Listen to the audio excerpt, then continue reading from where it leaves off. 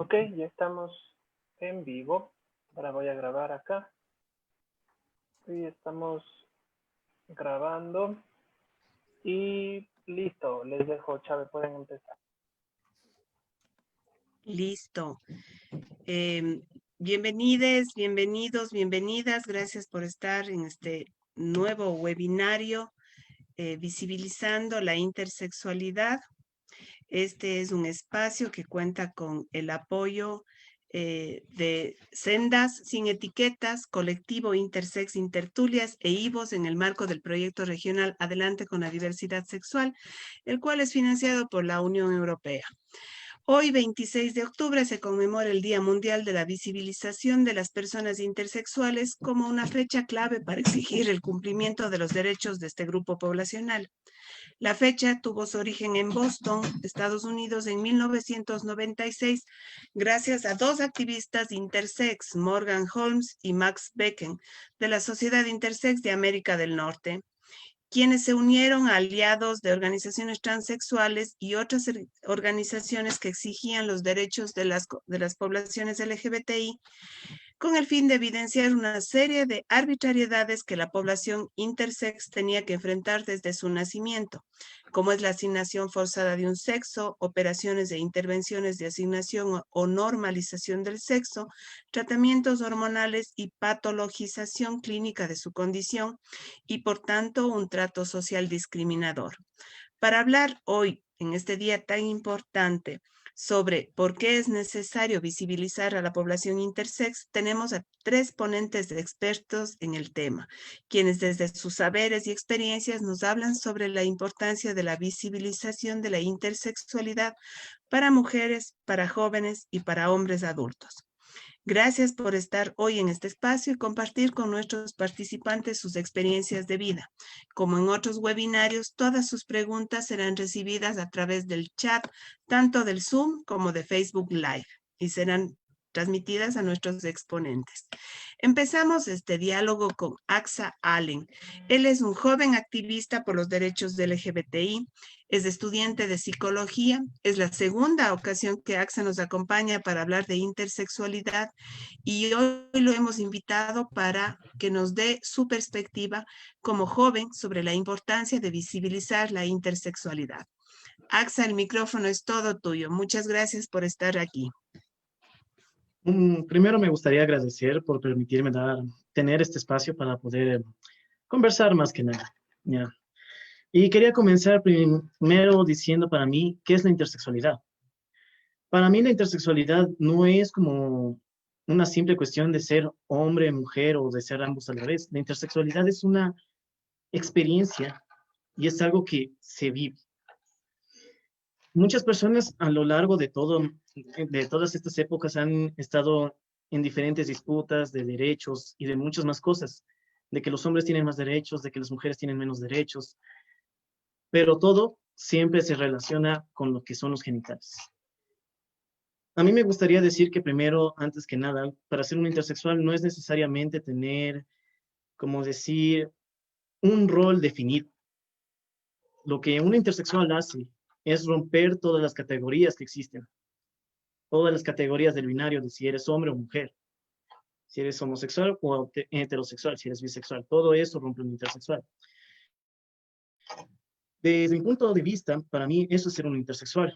Además, ya contando un poco más de mis experiencias, de mis vivencias, siempre me he percatado de que la mayoría de personas atribuye a los intersexuales en base a los genitales y al cariotipo. En mi caso, yo descubrí que soy una persona intersexual a partir de los 14 años, donde comencé a tener ciertos cambios físicos que no eran característicos de un hombre. A mí me realizaron varias intervenciones quirúrgicas, alevando que yo estaba, con una especie de enfermedad, de que no era normal el que una persona nace con los dos genitales.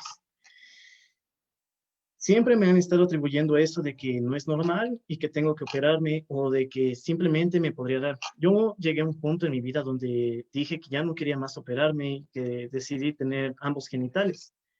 Un doctor se acercó a mí y me dijo que no es posible porque tarde o temprano la carga hormonal iba a terminar haciendo que yo tenga algún tipo de cáncer o algún tipo de enfermedad, cosa que hasta el día de hoy no estoy del todo seguro, pero bueno. Ya después de realizarme todas las operaciones y todo, me di cuenta de que todavía me faltaba un poco más porque decía, ¿está bien o está mal? Yo me hice las correcciones supuestamente para ser completamente hombre y luego dije, pero, ¿qué es ser hombre? Y luego, ¿qué es ser un niño? ¿Qué es ser mujer? Todos tenemos la categoría, bueno, a mí me implementaron que la categoría de hombre es aquel que es, como decir, el típico macho, fuerte, varonil, el que salva a la princesa, el que juega fútbol, el que se da de golpes con los otros niños. Yo desde pequeño nunca fui de así. Nunca me interesó jugar con una pelota, tampoco jugar con carros. Una que otra vez jugué con mis primas, no me molestaban. Pero a mí lo que más podría decir es que me afectó fue el hecho de que, por mediante un médico, el que me atendía a mí desde el nacimiento, él aconsejó a mi madre que me trate con rigidez, que sea más para que yo me haga macho, o sea, para que yo me haga macho, o sea, que no me deje ni lavar los platos, ni lavar la ropa, que yo no recoja ningún plato, que yo sea servido, más que nada, porque la verdad yo, en concepción de qué es ser un hombre, no es lo mismo, yo digo, ser un hombre es aquel que tiene la misma igualdad que una mujer, nada más. Obviamente, desde generaciones se viene implementando esto de que un macho de verdad tiene que dominar a la mujer. Y obviamente, y luego estuvo la decisión de ser hombre o mujer. En lo personal decidí tomar la opción de ser un hombre porque, ¿para qué engañarnos? Le vi más fácil, le vi mucho más fácil, había mucho menos dolor. Yo me acuerdo claramente que tipo 3 de la mañana una vez comencé con molestia, con cólicos, yo no sabía, para nada, no sabía. Estaba sufriendo.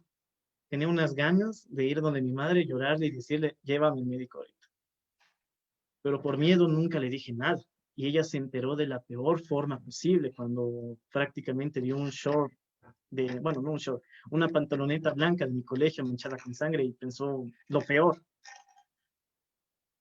Pero bueno, a partir de eso decidí comenzar a ser activista porque dije, así como yo tengo este tipo de situaciones y hay acusaciones falsas y todo el mundo piensa que tiene que operarse, yo dije, ¿por qué no mejor contar mis experiencias e intentar ayudar a las personas intersexuales? Porque no hay un manual escrito que dice una persona intersexual es así, una persona heterosexual es así, una persona homosexual es así. Todos tenemos una gran diversidad, para empezar. Por eso para mí es importante recalcar esto. No importa qué tipo de genitales, cariotipos o cómo te orientes sexualmente, porque yo también dan eso de que la orientación sexual define si eres tal o eres tal. Yo solo digo una cosa, hay que ser feliz en la vida, ya sea como sea. Ahorita, por ejemplo, me gustan las mujeres, pero ¿quién quita que no en un futuro me gusten los hombres? ¿O quién quita que en otro futuro me gusten los transexuales? Nadie quita nada de eso. Y la verdad, yo estoy muy cómodo con eso. Al final de cuentas, uno no decide de quién enamorarse. Yo no me estoy enamorando físicamente de una mujer, yo no me estoy enamorando físicamente de un hombre. Yo simplemente me enamoro del que esté y ya, de la persona.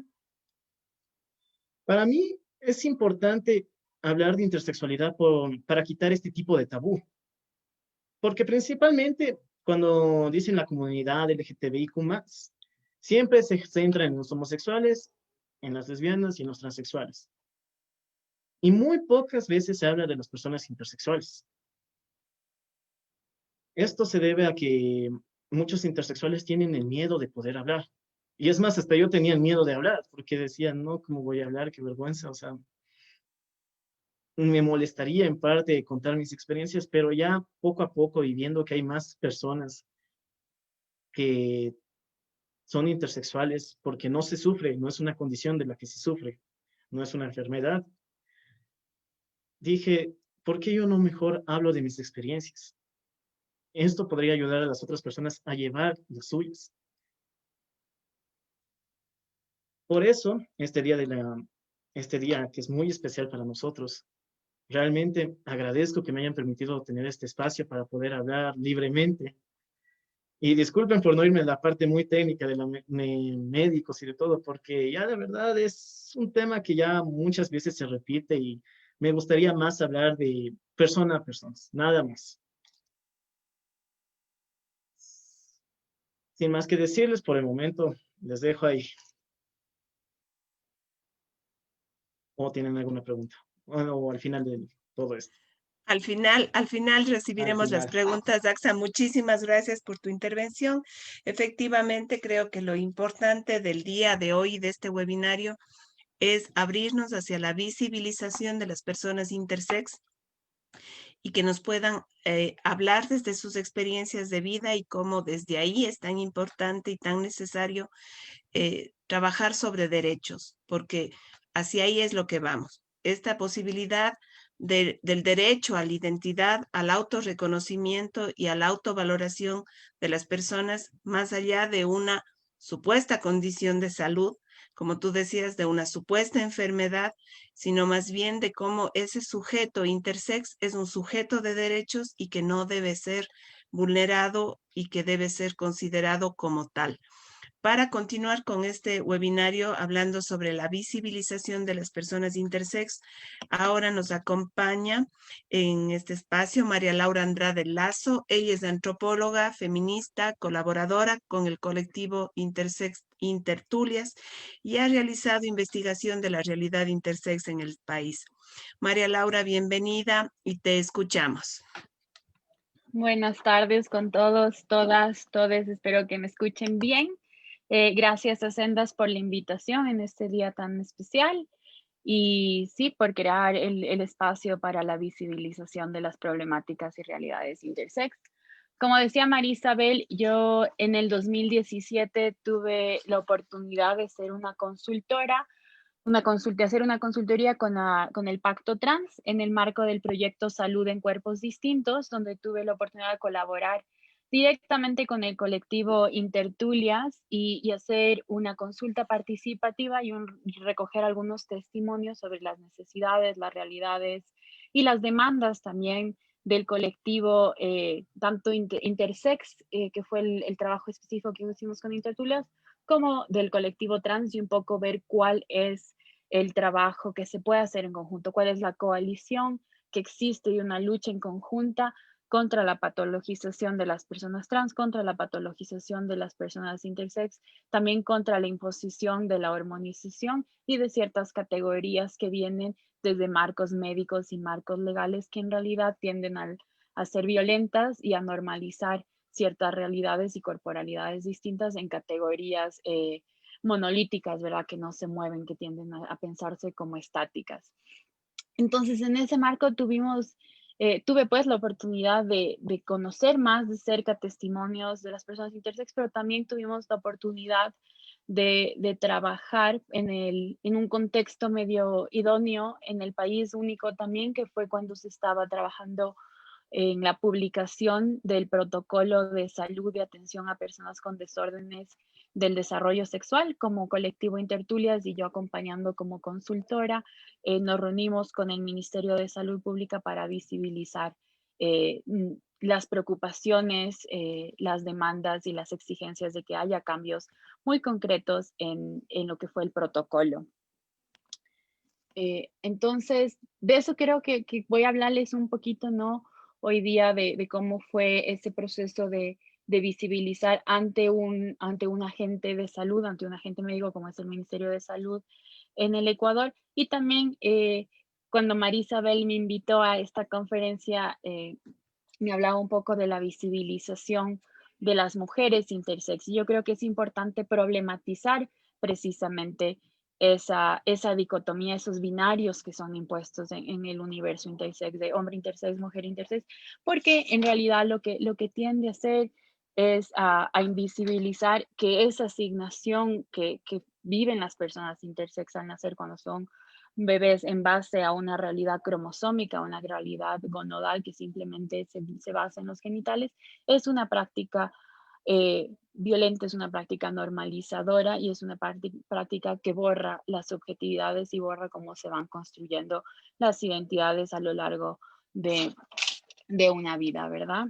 Entonces, cuando nosotras y nosotros nos reunimos con el Ministerio de Salud Pública, hubo un esfuerzo por entender, y creo que también esto remonta al origen del Día de la Invisibilidad, de la visibilidad del intersex, como contaba Marisa en un principio la historia, que es también no solo decir aquí estamos con orgullo, sino también visibilizar cuáles son las prácticas violentas y visibilizar cuál ha sido el tratamiento biomédico y el tratamiento legal que se le ha dado a las identidades y a los cuerpos intersex.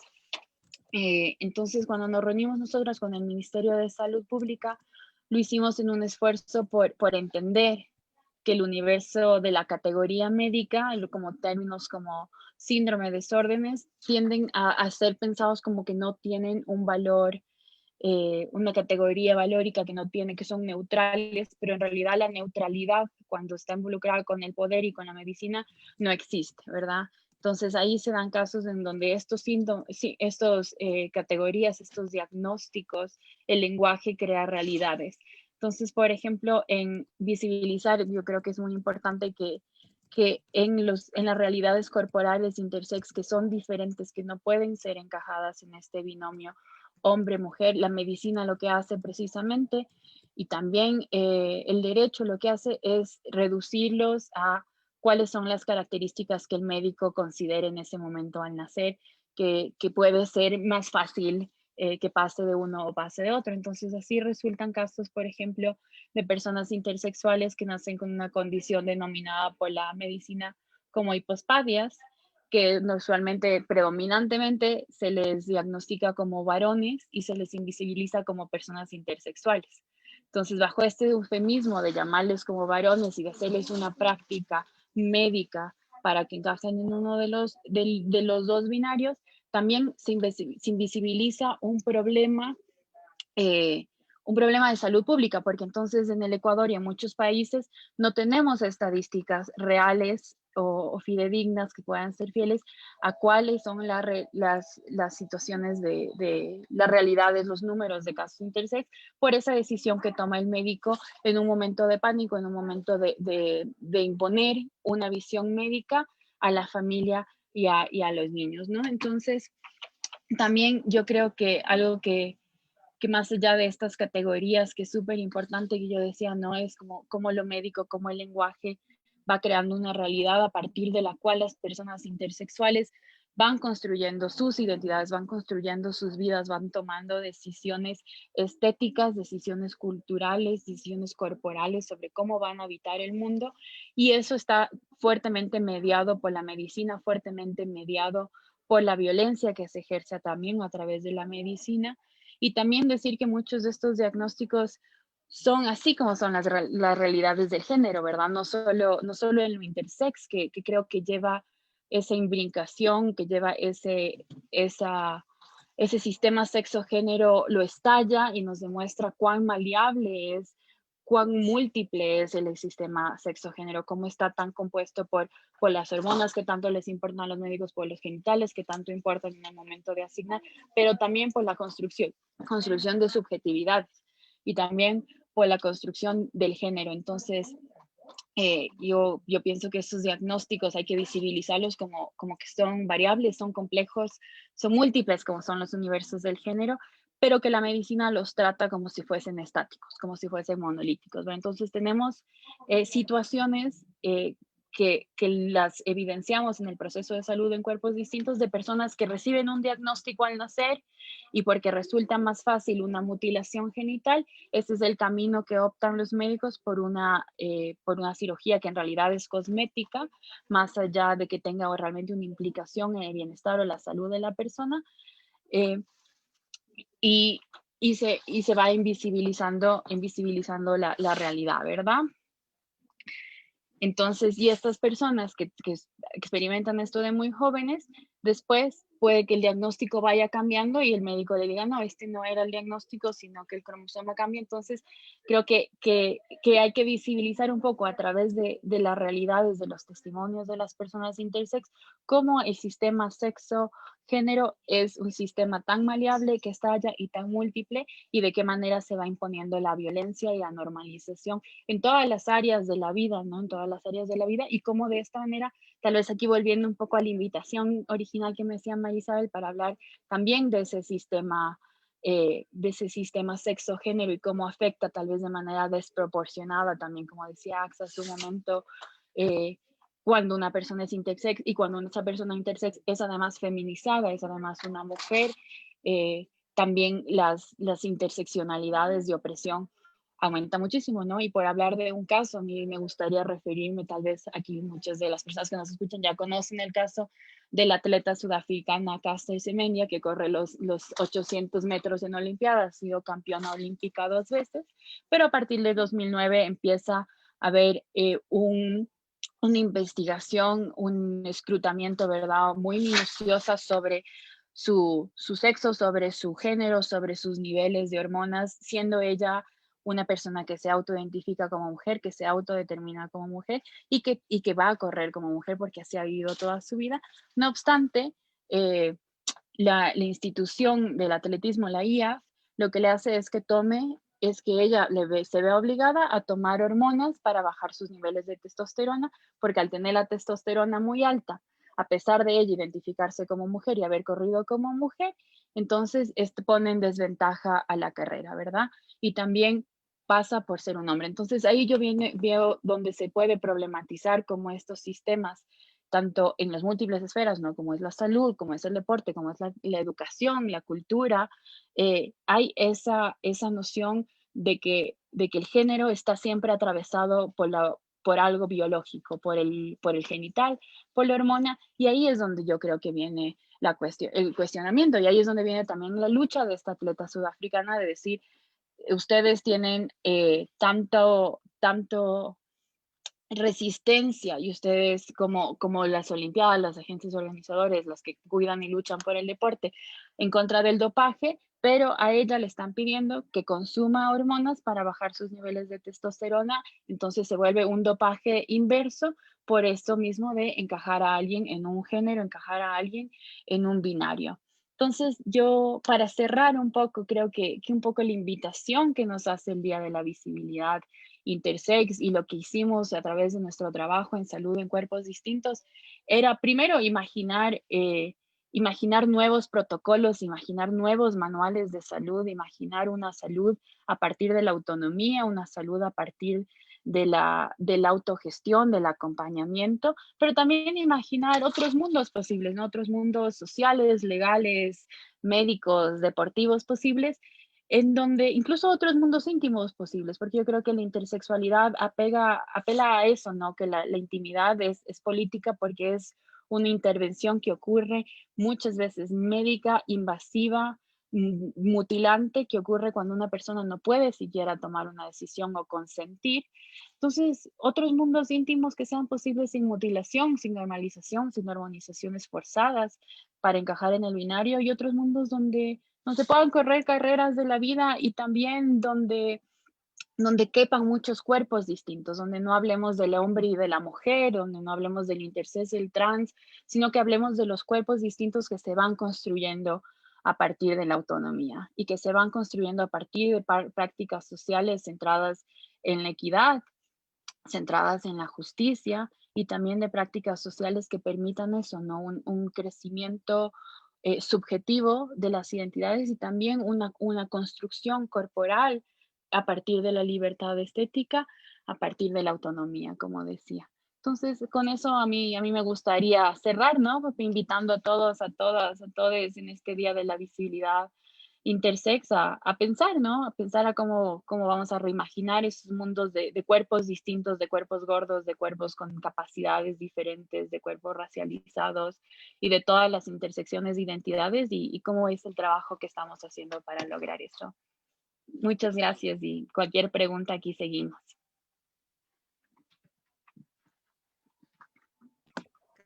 de conectarse el micrófono. Muchas gracias, María Laura. Realmente creo que los puntos que tú pones son muy importantes a analizar, sobre todo desde esta perspectiva de género, cómo esta imposición de un sexo y una identidad de género en el marco de los binarios afecta a los cuerpos y sobre todo esos cuerpos que no han tenido la posibilidad de decidir sobre sí mismos.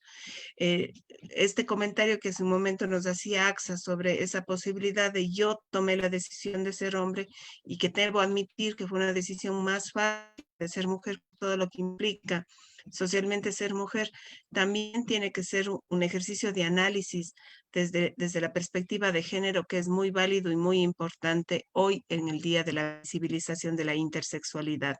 Realmente invitamos a todos los participantes a hacer todas las preguntas. Damos la bienvenida a este webinario a quienes nos acompañan desde Bolivia, Perú y Argentina en el Zoom y mediante Facebook Live a personas de otros países y otros territorios en Ecuador. Para seguir con nuestro espacio, invitamos a nuestro querido amigo de Cuenca. Él ha sido un activista durante muchos años en los temas de derechos LGBTI. Está con nosotros Wilmer González Brito. Él es docente parvulario, activista y defensor de los derechos LGBTI y lo hemos invitado para que justamente nos hable sobre la importancia de la visibilización de la intersexualidad en hombres adultos y cómo se la vive. Gerald, bienvenido y muchas gracias por estar aquí. Bueno, gracias por la invitación. Es muy importante para nosotros que estos espacios se vayan dando, se vaya dando este proceso de la visibilización. No sé si se me escucha bien ahí o pongo los audífonos porque cayó una tormenta tremenda por mi sector. Entonces, Se te escucha muy bien, Gerald. Genial. Entonces, sí, no quiero meterme un poco en el campo de lo que AXA ya ha hablado, sí, que siempre hemos tocado ese tema de lo que es ser intersexual desde la parte médica, incluso como yo siempre digo, la alcancía del Estado, la alcancía del médico, porque el médico no te ve como la persona que tiene que ser acompañada, sino la persona que tiene que ser tratada y tratada incluso desde el factor económico. ¿Cuánto te va a costar el tratamiento? ¿Cuánto te va a costar cada uno de los procesos? Sí, incluso cuando los procesos lo queríamos llevar, porque la seguridad social, es bueno que lo sepan también, la seguridad social no te garantiza este proceso de poder hacerte un reconocimiento cariotipo o lo que necesites para poder aplicar tu intersexualidad. ¿Sí? Hablo desde mi experiencia, por ejemplo, como docente, sabiendo que tengo un seguro social, pero el seguro social no me cubre ninguno de estas necesidades hacia los cuerpos intersex. ¿Sí? Incluso es más fácil hacerse una cirugía de nariz que hacerse un estudio intersex dentro del seguro social. Yo me quiero enfocar un poquito más en la patologización no médica, sino en esta patologización social, que es la que yo le llamo, esta patologización de cómo ver a las personas intersex como enfermas, como las raras, como las que vienen desde la mitología griega, este morbo de querer conocer qué mismo es lo que tienes, tienes las dos cositas, no tienes las dos cositas, la gente en ese sentido es lo que te pregunta cuando empiezas a hacer una visibilización, ¿sí? E incluso esta invisibilización que viene desde el mismo colectivo LGBT, ¿sí? Que ya lo decía AXA también, el querer en ocasiones incluir, no incluir a la I, quiénes mismos son, luego irte preguntando si para ponerte dentro de las abreviaturas, cuál es tu condición, la confusión que tiene la gente también con el tema de pensar que la intersexualidad es una orientación, es una identidad y se olvidan de la condicionante biológica. Nosotros tenemos una condicionante biológica que nos hace no seres especiales, pero sí unos seres únicos en características diferentes, incluso lo que yo siempre he dicho, romper también este binarismo de pensar en que existe solamente la condición de hombre o mujer, y tampoco somos del tercer sexo. Yo no quiero tampoco irme desde ese punto del tercer sexo. Hay compañeros que sí lo quieren y compañeras que quieren tomarle de ese punto, pero nosotros decimos la libertad de poder romper los estereotipos y los binarismos que siempre se ha llevado dentro de estas sociedades machistas. Viene también esta estructura de poder, por ejemplo, el saber, nuevamente con este tema de la patología social o el morbo, de querer saber cómo es tu condición de vida, cómo es tu forma de vida, por qué tienes algunos cambios. Me acuerdo que hace tiempos, bueno, estoy ahorita también haciendo mención a a la visibilización trans, el Octubre Trans. ¿Sí? Nosotros siempre desde Intertulias llevamos esta lucha conjunta, porque nuestras necesidades son las necesidades también del colectivo trans a la inversa. Entonces, es bueno también conocer, por ejemplo, que las políticas de salud, mientras para nosotros quieren ponernos de estas condicionantes de querer normalizar nuestros cuerpos y estos cuerpos que no deben ser normalizados en relación a los cuerpos trans, que sí necesitan, ellos sí necesitan para poder nuevamente solidificar su identidad de género.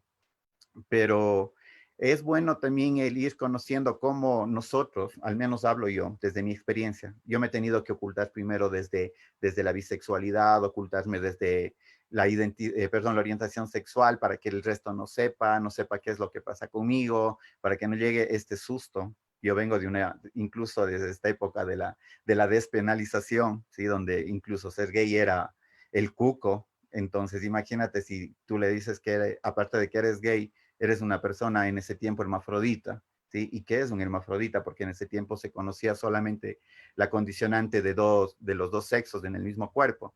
Ahora ya sabemos que hay más de 200 formas de ser intersexuales. Pero la gente muchas de las veces se ha quedado con estas informaciones equívocas, erróneas, los mismos médicos. Si tú vas a un médico, el médico no sabe qué es lo que tienes. Muchas de las veces el especialista también tiene muchas de las veces sus confusiones.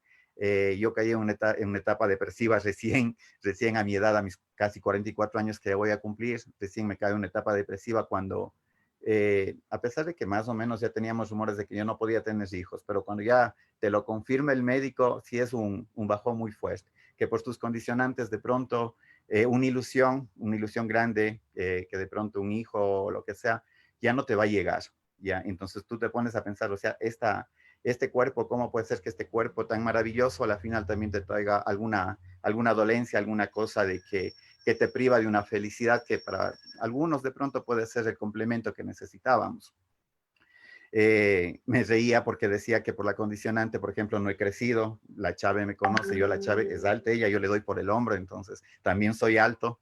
Entonces el médico decía que no he crecido, que eso le explicaba a mi mamá, que he quedado bajo de peso, que me quise hoy no ponerme la gorra, porque siempre estoy con gorra, pero que sepan que los cambios que vamos dando nosotros también viene de acuerdo a nuestras condicionantes hormonales, a las condicionantes de tejidos, o a estas formas diversas de ser personas intersex. Me acuerdo que cuando yo recién me empecé a quedar sin cabello, la gente empezaba a murmurar y decía que yo tenía cáncer y que en algún momento de la vida ya iba a morir porque tenía cáncer, ¿sí? Entonces, y era más el susto, y ¿cómo les explico a ellos que no es por eso? Que si no son por otras condicionantes, por mis desfases hormonales, por estas situaciones de ser una persona intersex. Entonces, por eso yo siempre me enfoco en esto de la patología social, porque esa es la más fuerte, ¿sí? Si bien lo decía María Laura, nosotros estuvimos con el Ministerio de Salud haciendo este seguimiento para que no se nos vuelva a patologizar clínicamente o desde la medicina, no seguir estos patrones que vienen desde la OMS, sino que acá también se tomar un sentido de las necesidades y las problemáticas, de cómo nosotros queremos identificarnos de una forma que no nos vean nuevamente como enfermos, ¿sí? Porque el trastorno, yo decía, yo no tengo ningún trastorno, bueno, ahora ya tengo un trastorno, el trastorno mental y psicológico por las cosas que me ha ido dando esta sociedad.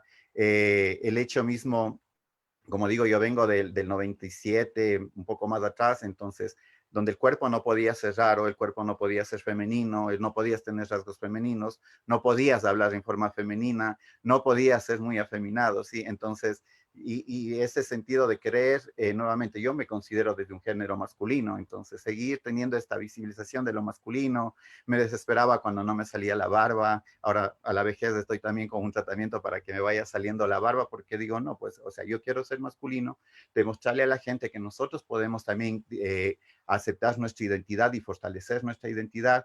Como decía Axel, podemos también, y lo decía Manuel Lucas, nosotros podemos transitar por cualquiera de estas identidades, por cualquiera de estas orientaciones, no nos pueden encasillar a una sola, y eso es lo que queremos en esta visibilización, que se rompa todos estos estereotipos de cómo tienes que ser, cómo tiene que ser formada tu familia, tu cuerpo, la estructura social, cómo te tiene que ver, y romper los estigmas sobre todo de que tienes este sentido de que algo falló en la maternidad, algo falló durante el embarazo, algo que de pronto pasó dentro de este proceso este proceso de los 9 meses. Entonces, simplemente para ir terminando, digo, vean lo que tenemos nosotros. Lo maravilloso que es un cuerpo similar a los de los demás, con poco pelo, con mucho pelo, con cabellos largos, eso no importa. Lo importante es lo que tenemos en esencia, lo que podemos nosotros transmitir a las otras personas. En mi trabajo, por ejemplo, ese es el lema que siempre tengo con los pequeños. Trabajo con los de 5 años y trato también de que ellos vayan entendiendo que estas diferencias son las que hacen muchas de las veces que los grupos humanos se separen, que no debe existir diferencias sino igualdades. Y estas igualdades es vernos a todos como un solo ser humano, nada más.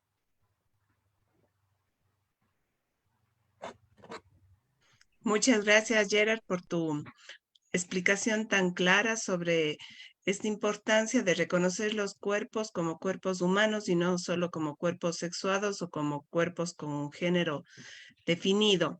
Les invitamos a todos a hacer las preguntas que quieran en el chat y hemos recibido por interno algunas preguntas también.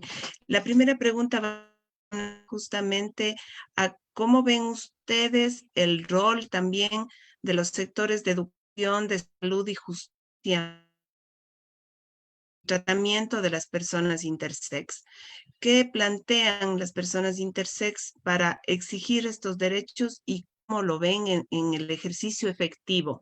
El libro el libro de Cristian Rovalino, que hace la investigación sobre intersexualidad, nos plantea el tema de que los cuerpos no se tocan. Ese sigue siendo una bandera importante. Les dejo el micrófono a los tres. Muy bien, entonces creo que comienzo yo, ¿no? Vale, Axa. Isa, te podría pedir que por favor repitas la pregunta porque se te cortó Se me algunos ratos. cortó. Seguro. La pregunta ahí va encaminada, dice, en este ejercicio, Otra vez. se me está cortando ay, y ahora, la tecnología. ¿Sabe? Si prefiere, apague su video un ratito para formular la pregunta y que vaya clarito y después puede prenderla. Gracias, Rafa. Ahí creo que me escuchan mejor, tal vez. Axa, Sí, ¿me escuchas ahí mejor? Sí, te Perfecto. escucho mejor. Sí, la pregunta era, ¿cuál sería el rol que tiene tanto el sistema de salud, justicia y educación para asegurar los derechos de las personas intersex? Les planteaba que en el libro de Cristian Rovalino, una de las conclusiones que hacen los informantes en su libro es que plantean que los cuerpos no se toquen. ¿Cómo ven ustedes esta exigencia a los sistemas de salud, educación y justicia? Yo tengo solo una palabra y es perfección. Que los cuerpos no se toquen. Yo creo que eso sería el principal fundamento, pero no solo, como decir, aplicarlo a los niños intersexuales, sino para todos. A ver, ya hablando más del punto de las personas intersexuales, el ser operado al momento de dar a luz, como decir, es una cuestión que puede afectar y dar ciertas carencias en el futuro. Por ejemplo, en mi cuestión yo no sabía que era intersexual. A mí me operaron y a los 14 años me comencé a enterar por los cambios hormonales. Resulta que he tenido uno de cada uno. O sea, un ovario, un útero, una vagina y ¿cómo era esto? Un testículo, ya. Pero me operaron supuestamente para que yo tuviera una vida normal, diciendo que yo tenía, bueno, de esta parte el médico mintió a mi madre, que era joven en esa época, no sabía muy bien, y le dijo que lo mejor sería operarme antes de que realmente tuviera algo más grave. Así que el doctor hizo una reasignación del sexo, lo cual sí me vino trayendo muchos problemas, como ya les conté antes, mi madre se puso más terca, más severa, para ver si yo así me hacía supuestamente hombre. En cuestión a la educación, el hablar del tema intersex es todavía un poco más complicado porque en los colegios todavía se ve como algo tabú. Sí, actualmente ya se habla de la sexualidad, de cómo protegerse y todo eso, del embarazo, del aborto, pero de la intersexualidad no se habla para nada. no se menciona, o si el profesor llega a mencionarlo, se habla más de tipo, puede haber o puede ser, o no se sabe a ciencia cierta que realmente esto exista o tal. En cuestión judicial, el sistema es una pendejada completamente. Yo, por ejemplo, estamos ahorita en un proceso contra el doctor que hizo que me reaccionó a mi sexo, y este doctor le pudo contrademandar a mi madre por negligencia, como maldecir, por algo. No me acuerdo muy bien en específicamente, pero tiene que ver con algo del nombre, por desprestigiar su nombre, perdón.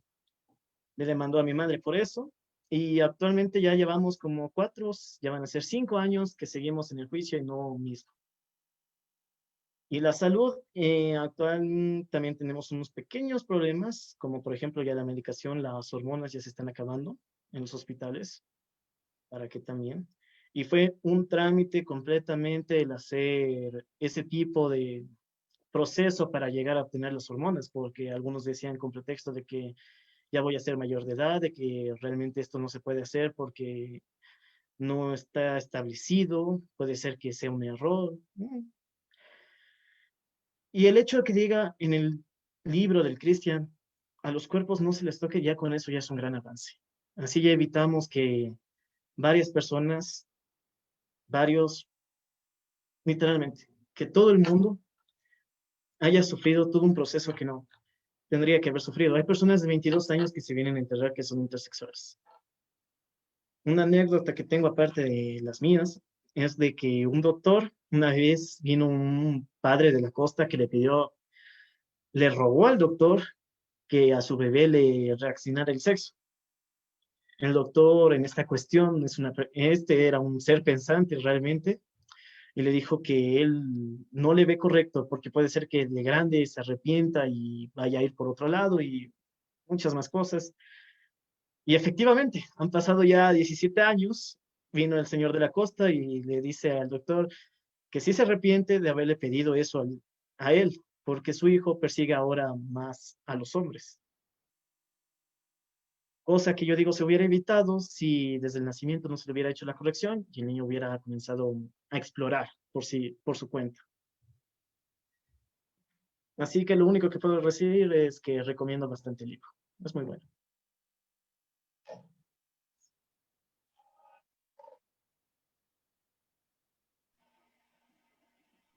Para responder a la pregunta también de María Isabel, eh, yo pienso que son 3 sistemas, ¿no? El sistema de salud, el sistema judicial, el sistema educativo, ¿no? La salud, el derecho y la educación, que no se pueden pensar por separado. Tienen que comprenderse como un sistema que se complementa en las maneras en las que rige la vida, en las que ordena la vida, en las que determina qué cuerpos ocupan ciertos lugares, qué cuerpos no ocupan ciertos lugares, que afectan profundamente las construcciones de identidades y las maneras en las que se clasifican a las personas. Entonces creo que hay que pensarlo siempre como en cómo se articulan esos 3 sistemas y también en esa respuesta, ¿no? Cómo se van articulando las fuerzas, cómo se va articulando el poder de los 3 sistemas y cómo se van articulando las prácticas violentas a veces por omisión o por acción en la educación, en la salud, en el derecho. Y para responder a eso, creo que como colectivos, como personas comprometidas con el cambio social, la búsqueda es de buscar estrategias también por los 3 caminos, ¿no? Por el camino legal, por el camino pedagógico, por el camino de incidencia en el campo de la salud, para que no solo nosotras podamos reconocer y decir los cuerpos no se tocan, sino que también eso llegue a estar y ser parte de los protocolos de salud, llegue a ser parte de las normas, incluso de la Constitución, si se quiere, ¿verdad? O sea, que llegue a ser parte de un ente rector que pueda generar cambios y cambios que sean aplicables después a la práctica. Entonces yo creo que así como esos 3 sistemas están articulados en la manera en la que organizan la vida, en la manera en la que discriminan, en la manera en la que ordenan qué cuerpos valen, qué cuerpos no valen, qué cuerpos tienen que ser intervenidos, qué cuerpos tienen que ser normalizados.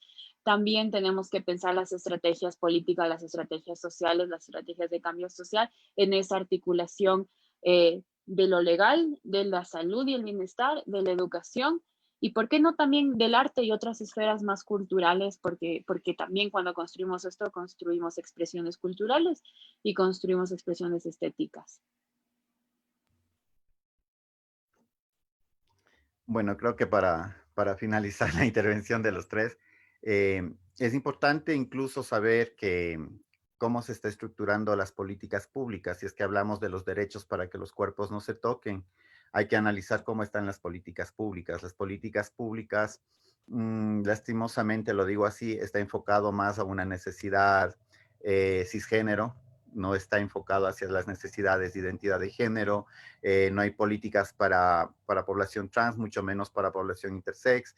El protocolo que se esperaba salga desde el Ministerio de Salud en el 2017, si no estoy mal, no era el que se esperaba, sobre todo para nuevamente afianzar este proceso de que los cuerpos no se tocan. Si hablamos desde educación, en las mallas curriculares no viene nada sobre la diversidad sexogenérica, ¿sí? Incluso yo no soy partidario de llamarle la diversidad sexogenérica, porque a mí el genérico me hace ver como que esta es la medicina original y este es el genérico de la medicina original. Entonces, como que viene a ser el cuerpo genérico de esos cuerpos que son los verdaderos. Entonces, tampoco me gusta mucho utilizar esos términos. Cuando hablamos también, y es por eso que los procesos médicos, cuando hay estas negligencias, cuando se ha tocado, cuando se ha hecho unas intervenciones quirúrgicas que no eran necesarias y que se fueron más allá de lo esperado, no tenemos una política que nos ampare, no hay una política del derecho mismo en la Constitución, tampoco es que se diga, simplemente se habla de la igualdad en toda la forma, desde el artículo 11, el inciso 2, cuando habla de la igualdad formal. Pero me acuerdo, y lo he dicho también cuando estábamos en esta construcción del COPINA, de lo que es el Código Integral de Niñez y Adolescencia, hemos hablado que sí se debería ir marcando un poco también esto al abrirse hacia la diversidad, que debe haber derechos que sean generales, pero sí también derechos que tendrían que ser específicos, porque esa especificidad es la que te va a dar el patrón para que en algún momento tú puedas generar no solamente la política pública, sino también esta constitucionalidad de poder hacer la garantía de la protección de derechos. Si la mayoría desde el 97, nuevamente enfocándonos desde ahí, desde el 97 acá, todos los derechos no han sido dados por el Estado, han sido conseguidos por las luchas, han sido conseguidos por la constitucionalidad, o mejor dicho, las demandas constitucionales. Entonces, miren, si grupos un poco más grandes, como los grupos LGB, no han conseguido derechos tan por el Estado, mucho menos los grupos que somos más pequeños y que tenemos que seguir en el acompañamiento de estos grupos también que son mayoritarios para poder hacer una fuerza más grande. Entonces, mientras la política no cambie hacia las necesidades propias de cada uno de los colectivos, hacia las necesidades propias de cada uno de los cuerpos, no cambiemos este chip y esta mentalidad de pensar desde las mayorías, porque pensamos que las mayorías es la normalización y que a esta normalización tiene que hacerse a todos los cuerpos y no trabajar desde las particularidades, desde los grupos mínimos, desde los pequeños, sabiendo cuáles son sus diferentes necesidades. No vamos a conseguir esta garantía en ninguno de los aspectos, ni de derecho,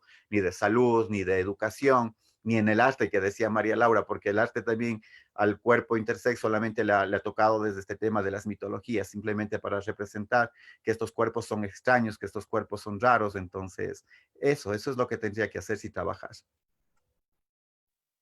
Muchas gracias. Tenemos más preguntas todavía que seguir, pero le voy a dar paso a nuestro compañero Pedro Gutiérrez de Sin Etiquetas, que él nos quería plantear una pregunta. Muchísimas gracias, Wilmer, María Laura y Axa por el webinario, por todo lo que se ha comentado hasta ahora. Creo que es muy, muy importante realmente. Y yo les quería hacer una pregunta en base a un webinario anterior que tuvimos acá desde el Adelante con María Isabel, Sendas y Sin Etiquetas.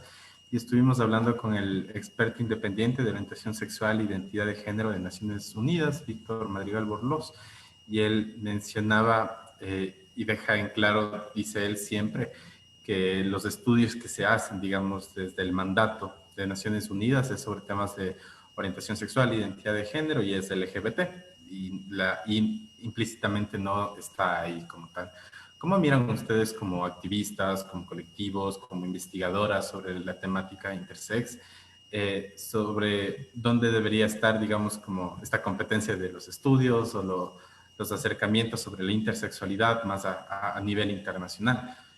Porque justamente en esta idea de no patologizarlo como tal, podríamos decir que este debate global está más en la Organización Mundial de la Salud, en la Organización Panamericana de la Salud, en las Naciones Unidas, pero en el tema LGBT, es más o menos eso un poco, como lo miran más a global.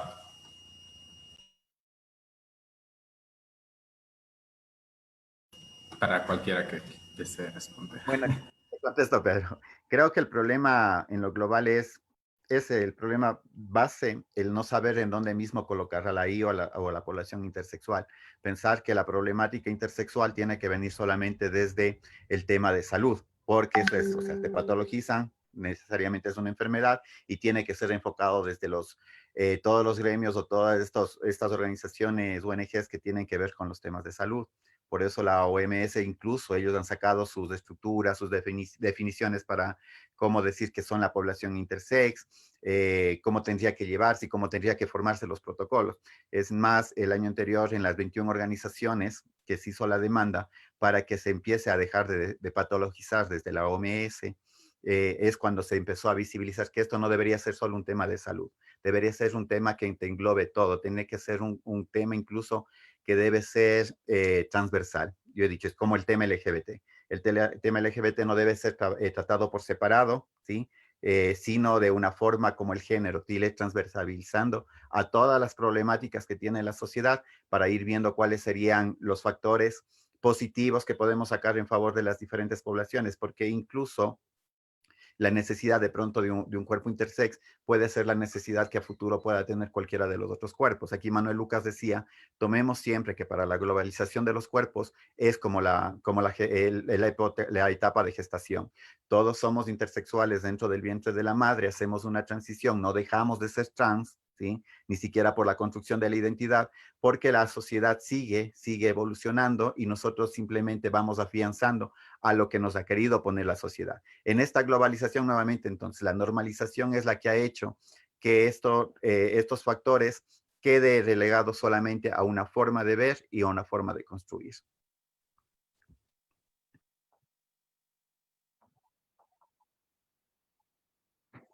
Gracias, Gerald. No sé si tal vez María Laura o Axa quieren completar algo a lo que acaba de plantear Gerald.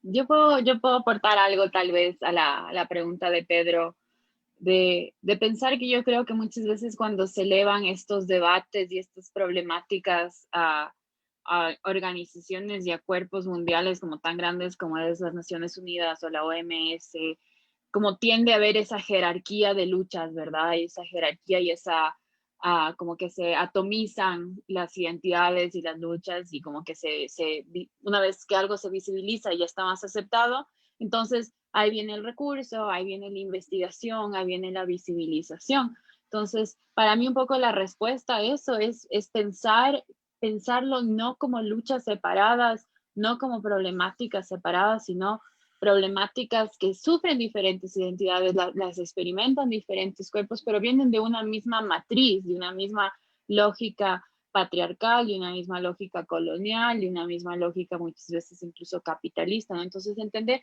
cuál es ese sistema que categoriza ciertos cuerpos como valiosos y a ciertos cuerpos como no, y también por otro lado ir entendiendo y yo creo que en ese sentido, por ejemplo, las luchas trans, las luchas de las mujeres, la lucha intersex no están separadas, ¿verdad? O sea, la lucha por la violencia obstétrica que viven las mujeres, que está tan normalizada, que está tan vívida, que es tan presente en el sistema de salud, es también algo que se puede hacer una coalición, que se puede hacer una investigación, que puede crearse esas transversalizaciones que hablaba Gerald, y también la lucha por la despatologización trans. O sea, yo creo que a veces cuando estos debates de nuevo se elevan a estos organismos internacionales, rectores de una política internacional que difícilmente pueden considerar las particularidades históricas de cada territorio, lo que termina ocurriendo es que a veces patologizar, dar una categoría, llamarlo que es una enfermedad, en esa lógica del organismo internacional es un avance. Por ejemplo, en otra investigación que hacía yo sobre un poco la historia de la patologización trans, es eso lo que ocurrió en los años 60, en los años 70, crear esta categoría de disforia para que la persona pueda acceder a las hormonas. Entonces es un avance porque suplimos una necesidad. Pero ¿qué pasa si la problematizamos, verdad? Si en lugar de patologizar para luego despatologizar, entendemos que es un universo mucho más complejo el de la construcción de sexo y de género. Entonces, creo que es un poco eso, ¿no?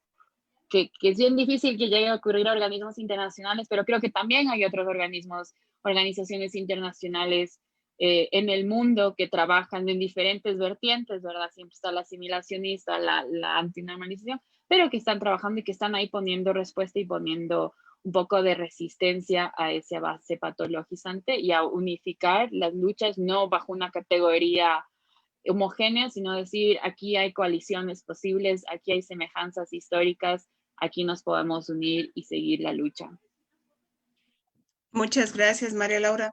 Realmente estoy muy alineada con lo que tú planteas. Es importante la interseccionalidad en la lucha por la liberación de los cuerpos y por la no violencia sobre los cuerpos. No importa qué tipo de cuerpos estamos hablando, no importa en qué condiciones están construidos o nacidos esos cuerpos.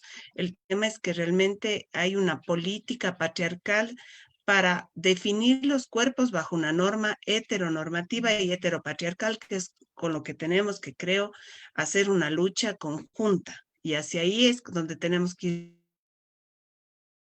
Preguntas más, ambas preguntas son de Bolivia, la una es de Alberto Moscoso, de Adespro,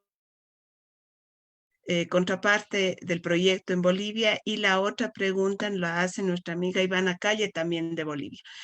Alberto nos pregunta, ¿qué se puede hacer para que realmente las personas intersex se visibilicen y se unan desde una práctica participativa, organizativa, entendiendo que no es tan fácil hacerlo, pero ustedes, la experiencia de Ecuador, ¿cómo lo plantearían hacia los otros países de la región?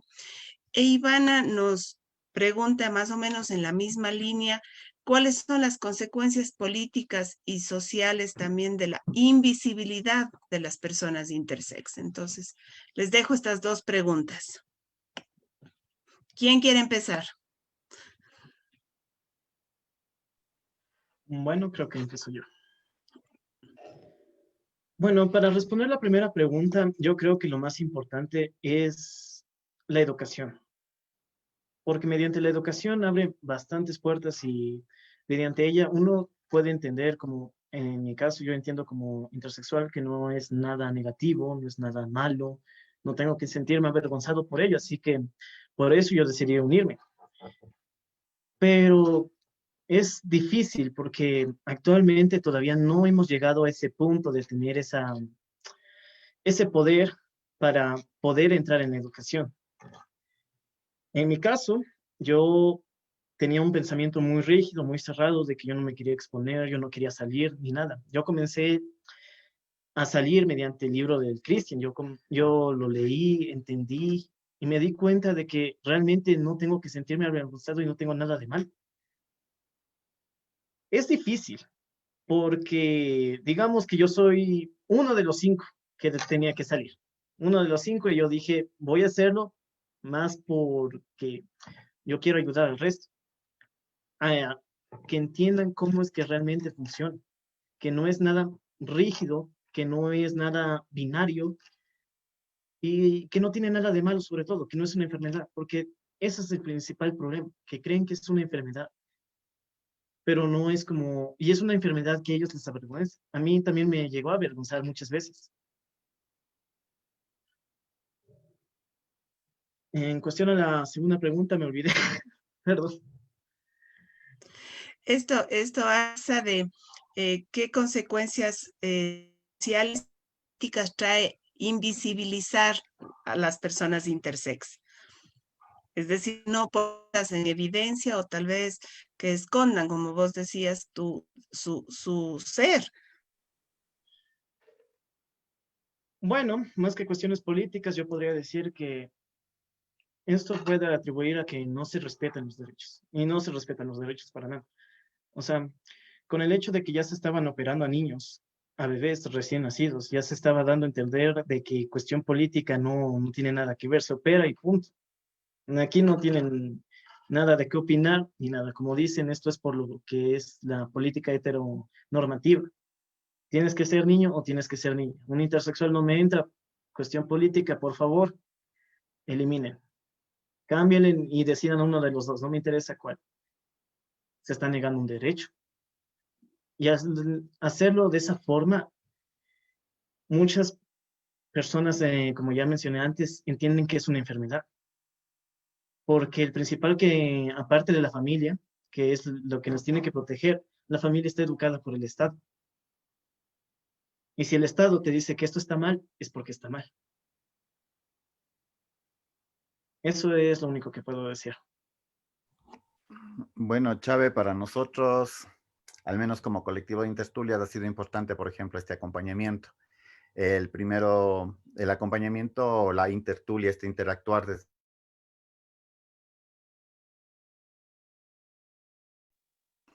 Perdón, me silenciaron.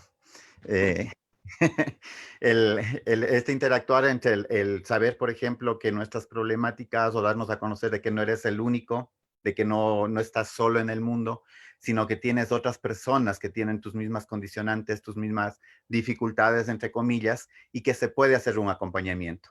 Este acompañamiento viene luego para reforzar lo que es la visibilización, ¿sí? ¿Por qué es importante, decías tú, esta visibilización? Porque lo que no existe, lo que no está presente, la gente muchas de las veces lo cree como anteriormente como un mito, no empieza a hacer política, no empieza a hacer la gestión necesaria para esta política pública.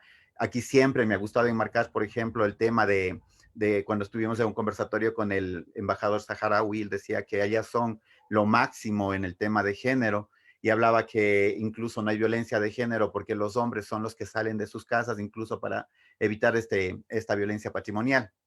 Y cuando nosotros le planteamos la pregunta y le decíamos, pero ¿cómo trabajar el tema LGBT? ¿Cómo tratar el tema trans? Él decía, no, es que allá nosotros no tenemos gays, no tenemos trans, entonces no tenemos necesidad de hacer política. Si no hay gays, no hay trans, mucho menos se va a reconocer los cuerpos intersex.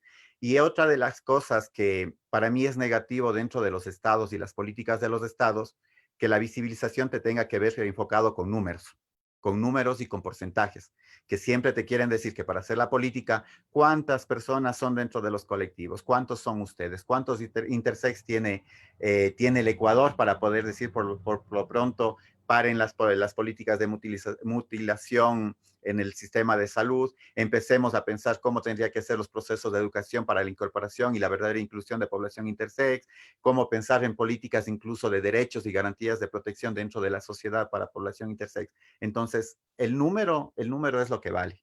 Y eso es lo que muchas de las veces hace que las políticas no salgan y nosotros sigamos siendo invisibilizados. ¿Por qué no tienes la política de un número? ¿Por qué no tienes la cantidad que espera el Estado para que pueda esto generar y pueda hacer nuevamente, no pueda hacerse nuevamente una política que amerite incluso tener un presupuesto para asignación? Entonces, eso es lo malo, la invisibilización que viene también desde el Estado al quererse nuevamente enfocar desde los números y las cantidades.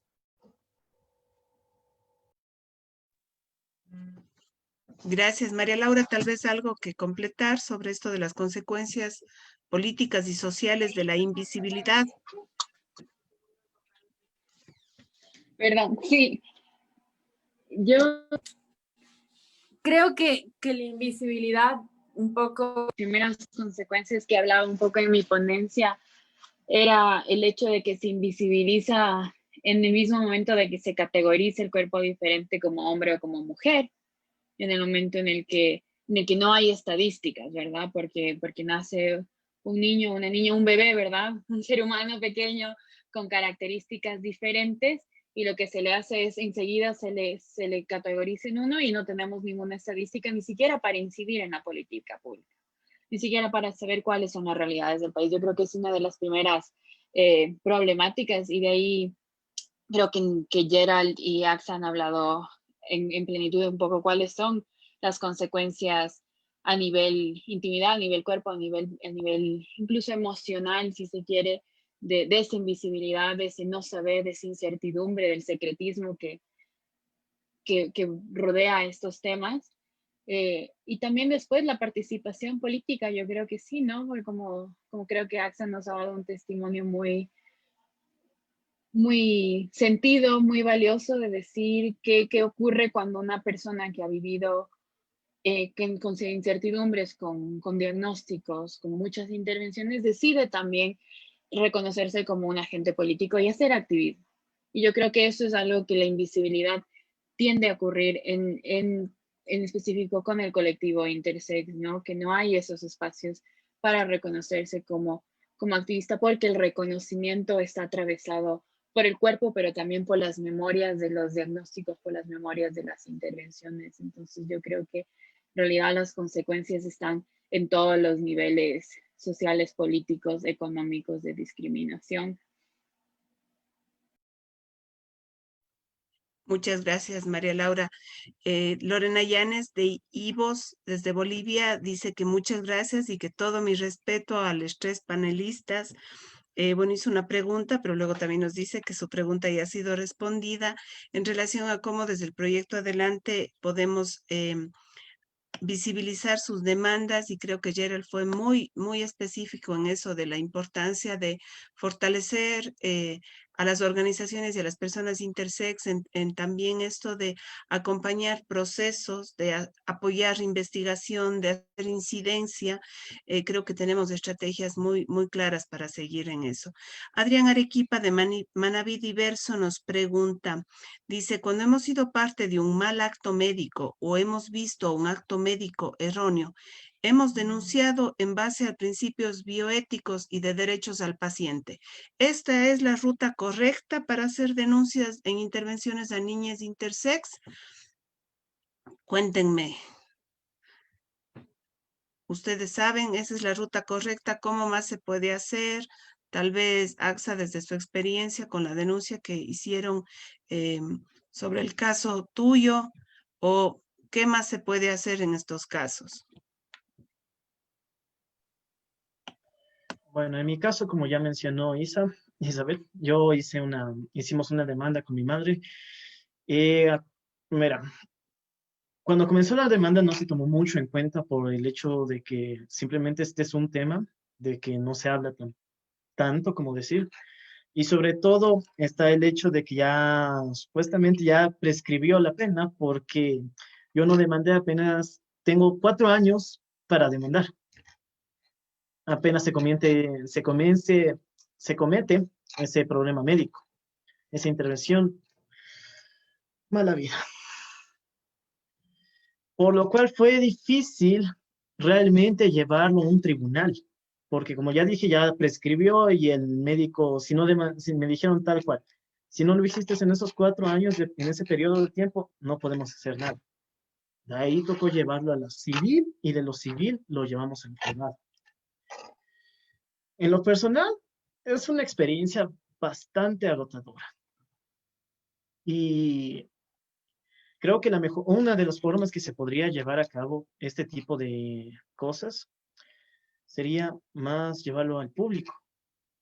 Yo en mi época no lo llevé al público porque ya lo mencioné antes, yo tenía más vergüenza y todo, pero apuesto que yo si lo hubiera llevado a público, el trámite incluso hubiera sido más acogido por las demás personas y se hubiera dado este espacio para admitir de que sí existen las personas intersexuales, que no es como decir un cuento de mitología griega o un cuento de mitología egipcia.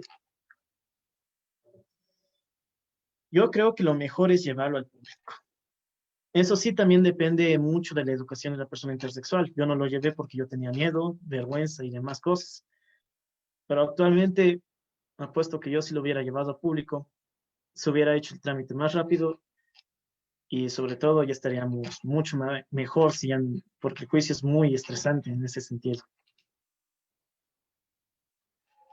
Y eso, no te puedo decir nada más. Eso es en mi experiencia. Isa, mi TDA me afectó. Si me repites un poquito la pregunta. Sí, te decía que Adrián Arequipa desde Manaví Diverso nos pregunta si es que cuando ellos son testigos de un acto médico erróneo, se debe denunciar en base a principios bioéticos y a derechos del paciente, o cómo debería ser el proceso de denuncia.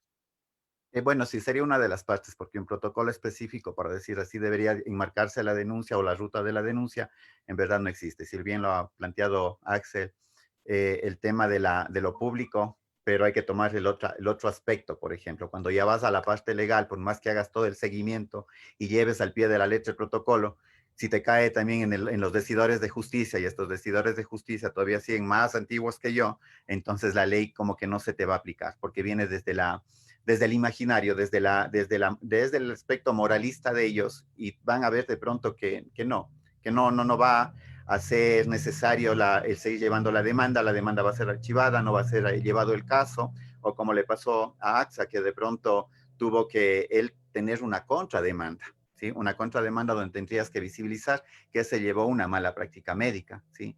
Porque tendrías que esperar incluso que el cuerpo siga desarrollándose para saber cuáles son las condicionantes secundarias o las secuelas que dejó esta mala intervención, ¿sí? Entonces, es una ruta que sí, es verdad, es buena la pregunta, porque no se ha pensado en las rutas y cómo deberían ser las rutas de acompañamiento y de denuncia, y yo pienso que ese es un factor importante, tener una ruta para todos estos procesos de médicos sobre todo. Totalmente de acuerdo. Creo que la experiencia del caso de AXA nos puede dejar realmente desde el proyecto adelante también muchos aprendizajes para definir esta ruta de cómo hacer seguimiento a los casos y dónde realmente retomar el énfasis público o privado de los casos, porque también ahí viene, como decía AXA, del nivel de empoderamiento que pueda tener la persona, la persona que esté demandando y denunciando. Bueno, tenemos también algunos comentarios desde Facebook para ir cerrando con esta intervención. Agradezco mucho a todos quienes se han involucrado en este webinario por el día de hoy. Tenemos desde Equidad, saludos a quienes están haciendo hoy este evento. Paola Hidalgo nos dice, el binarismo es una forma de disciplinar los cuerpos y uno de los manifiestos del biopoder, no solo desde lo estatal, sino desde lo social. Gracias por crear estos espacios, Fundación Sendas. Y Lía Burbano, desde Mujer y Mujer, nos dice, excelente webinario, saludos desde Guayaquil a todos los participantes. Así que agradecemos muchísimo su participación. Para cerrar el día de hoy, quiero oír su mensaje final, compañeros de este espacio. María Laura, te daré la palabra a ti porque tú no has hablado en estas últimas dos preguntas. Bueno, muchísimas gracias a mis compañeros de panel. Ha sido muy pedagógico, muy refrescante poder intercambiar pensamientos, intercambiar experiencias, y también gracias a Sendas, gracias Marisabel por la invitación. La verdad que estos espacios de reflexión siempre son muy, muy importantes, ¿no? Y cada año seguir trabajando por la visibilización, por los diferentes caminos y capacidades que tenemos, para mí siempre es una alegría y un gusto, y también enorme poder acompañar procesos desde la investigación, desde mi bagaje antropológico, e ir comprendiendo cómo se va articulando la vida en sus opresiones, pero también en las luchas y también en las reapropiaciones de lo que es impuesto desde lo social, desde lo político, desde lo legal. Y no, nada más, espero que mi mensaje sería que haya muchos más de estos eventos, que podamos seguir reflexionando, que podamos seguir compartiendo y que podamos seguir creando caminos, como decía en un principio, ¿no? Hacia mundos donde los cuerpos distintos puedan habitar desde la autonomía, desde la autodeterminación y también desde el acompañamiento. Muchas gracias. Ha sido un gran gusto. Gracias, María Laura. Axel.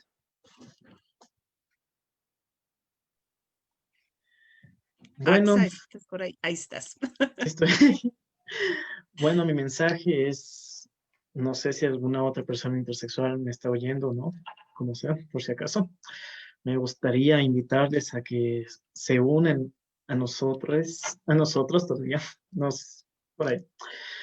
Porque estos espacios, la verdad, se sienten súper bien. Es más cómodo, no es tan, como decir, agobiante como suele ser. Generalmente nosotros usamos una capa para poder ocultarnos del resto, pero en estos espacios uno puede ser libre. Y eso es lo que me gusta, por lo cual estoy igual que María Laura, perdón. Me gustaría hacer más de este tipo de cosas, invitar a más gente y ya si es posible, ya que la pandemia se acabe, hacerlo de forma presencial. Y una cosa más, una última cosa. Como dijo mi queridísimo amigo Cristian, bueno, que no está aquí, o no sé, que los cuerpos no se toquen, porque un cuerpo es lo principal que tiene una persona, es la principal base. Y eso puede afectar mucho a su desarrollo. Nada más. Y agradecer por estar aquí. Gracias, Axa. Gerald. Bueno, yo simplemente ya todo lo han dicho, es verdad. Lo único que espero de que en estos webinares empecemos a tener esta solidaridad desde los otros colectivos, desde las otras personas, que no se pierda este sentido de saber que estamos también presentes dentro de una sociedad, que la sociedad es diversa, que nos olvidemos de las Is, nos olvidemos de las Gs, de las Ls, de las Ms y de todas estas letras del alfabeto, sino que pensemos en construir en colectivo, que lo solidario, que lo acompañado, que lo construido en conjunto es lo que nos va a futuro llevar a mejorar las condiciones de vida, no solamente de nosotros como personas intersex, sino de todos. En algún momento de la vida puede que sea hoy nuestro caso, muy futuro de pronto el caso de alguien más dentro de la familia, si es que hay médicos aquí, que estos médicos, estos psicólogos también vayan desde el acompañamiento que se pueda hacer a la familia, un verdadero acompañamiento, a la familia donde no se le haga esta forma de forzarle a que haga una construcción heteronormada de un cuerpo que ni siquiera a la familia le pertenece y que se respete estas independencias de los cuerpos. Que no pensemos que porque es niño, porque es adolescente, no tiene todavía la potestad de decidir, puede decidir porque está pensando también en su futuro. Nuevamente recalco también, igual que Axan, los cuerpos no se tocan, no toquen nuestros cuerpos, no mutilen nuestros cuerpos, dejen que nuestros cuerpos crezcan con esta libertad de ser diverso, de ser diferente y que nosotros a nuestro tiempo, a nuestro lugar, seamos los que decidamos en qué momento nuestro cuerpito sí tiene que cambiar en lo que nosotros necesitemos, no lo que la sociedad necesite. Y gracias sobre todo por hacer estos espacios. Retomo las palabras de Axel, me he reído tanto porque es de confianza, lo que muchas de las veces no puedes hablar en público, no lo puedes decir libremente, la cámara te protege, la pantalla te protege y como que tienes esa coraza para poder, como la tortuguita, sacar la cabeza y hablar las cosas que se necesita decirlos también. Gracias, Chávez, gracias adelante a la diversidad, a Sendas, a AXA por conocerle y saber que hay otra persona también por ahí llevando el activismo, a María Laura por todo ese acompañamiento que nos ha hecho a nosotros dentro del colectivo de Interstules y a ustedes por escucharnos sobre todo. Muchísimas gracias a los tres participantes, Gerald, María Laura y Axa, que les invitamos a continuar haciendo esta visibilización. Creo que desde Ecuador para la región tenemos grandes avances en materia de intersexualidad y eso creo que hay que potenciarlo, reconocerlo y valorarlo. Efectivamente, nos queda todo un camino por trabajar en el tema de la visibilización y el reconocimiento de los derechos de las personas intersex, sobre todo en el sector salud, que es donde empieza el tema de las intervenciones y la vulneración de derechos. Muchas gracias. Adelante con la diversidad sexual. Gracias a IVOS y gracias al financiamiento de la Unión Europea. Gracias a Sin Etiquetas, que siempre está con nosotros en todos los webinarios, y en esta ocasión al colectivo Intertulias, que se sumó a esta organización y a este evento. Les invitaremos en más ocasiones y les comprometemos desde ya a que sigan con el proyecto y que sigan visibilizando su lucha. Muchísimas gracias y los esperamos en un nuevo webinario el próximo mes. Saludos desde Ecuador. Gracias. Para todos. Chao. Chao, chao.